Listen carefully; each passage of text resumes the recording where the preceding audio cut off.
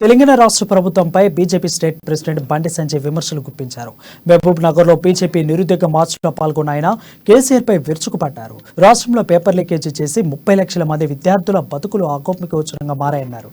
తక్షణమే paper leakage కేసును sitting జడ్జితో విచారణ జరిపించాలని సంజయ్ డిమాండ్ చేశారు.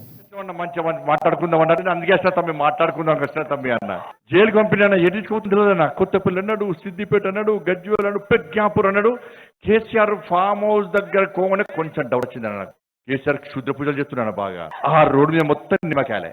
నేను అంతకుముందు వాళ్ళు ఎమ్మెల్యేలు చెప్పిన బిడ్డ పోకుర్రా పోయి అటు ఇది పోకుర్రి, మీ ఇంట్లో మీ భార్య పిల్లలు ఇంట్లోకి రానియరు, అన్ని క్షుద్ర పూజలు చేస్తాడు, పూజలు చేసి మన బతుకులు బర్బాద్ చేస్తా అని చెప్పాను. ఆ ఫామ్ హౌస్ దగ్గర కోనే డౌట్ వచ్చిందన్న. కుంపదీసి నన్ను బలిస్తారు కావచ్చు అనుకున్నాను. నేను అక్కడ పోలీసులు చెప్పినా నేను బలిచ్చినా ఏం కదన్నా, బలేయడానికే సిద్ధమై వచ్చిన కార్యకర్తలు భారతీయ జనతా పార్టీ కార్యకర్తలు.